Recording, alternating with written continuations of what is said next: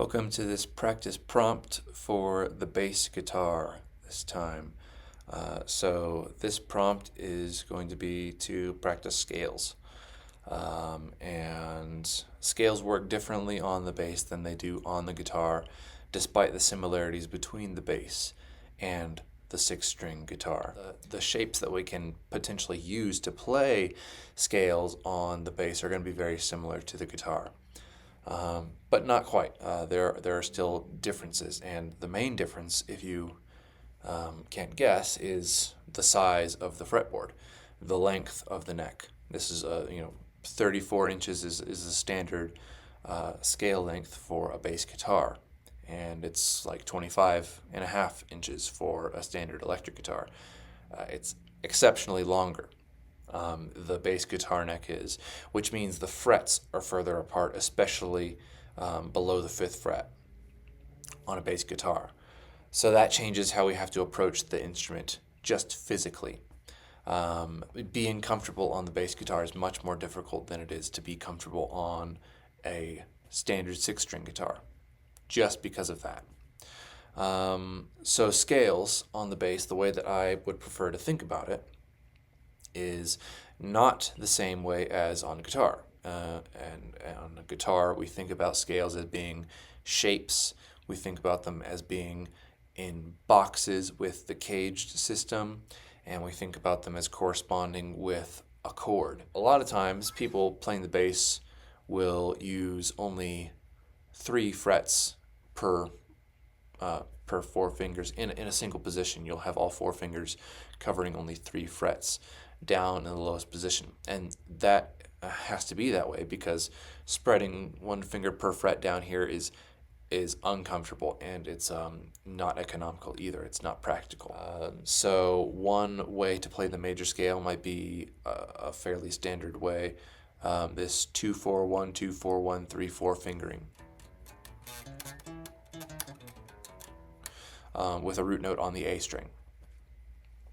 And that works. That works really well right here, but when I bring it down to here, look at how much different it is.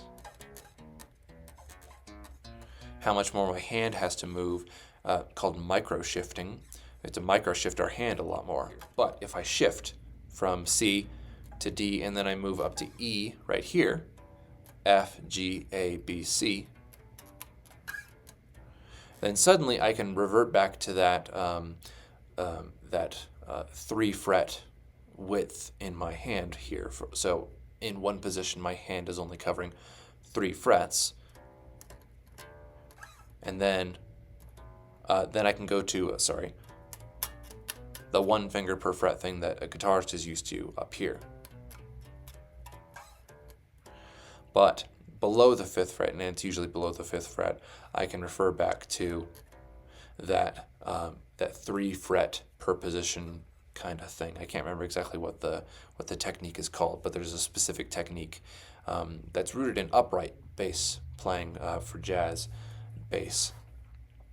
But there's I think is the secret to playing scales on the bass is intervals. It's using intervals, knowledge of intervals, to shift away from uncomfortable positions lower on the lower frets, especially the first 5 frets, and shifting up to higher positions. And that is especially true when our root note is something like G, and we need this low G in the song that we're playing because it's the root note of the chord, and we want that nice low G for the lowest bass possible in the song to fulfill our role. We want the bass notes.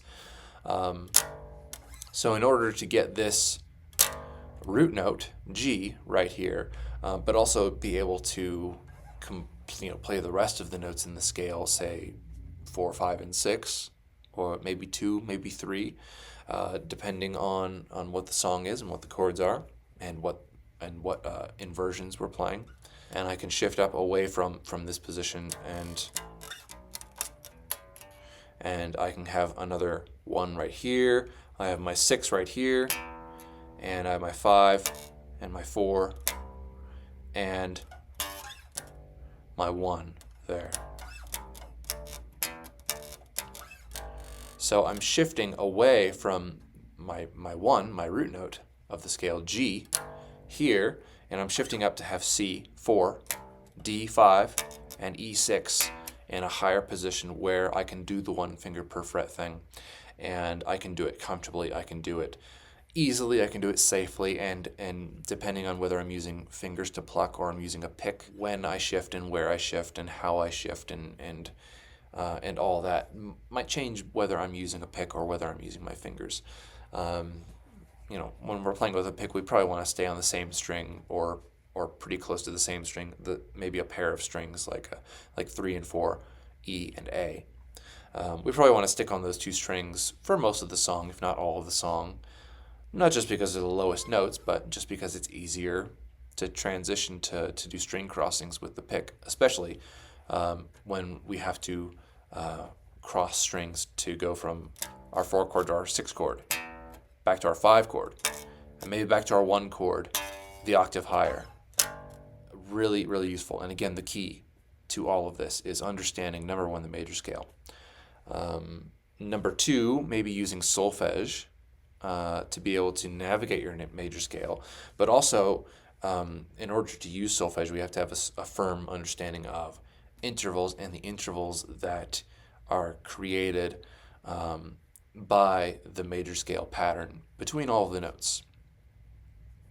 All of this combined together can be a really powerful tool for us, as not only as we practice playing scales and practice developing our technique as bass players, but also learning songs and thinking in key signatures and applying time signature and applying rhythm to our playing for conducting worship in a worship band on Sunday.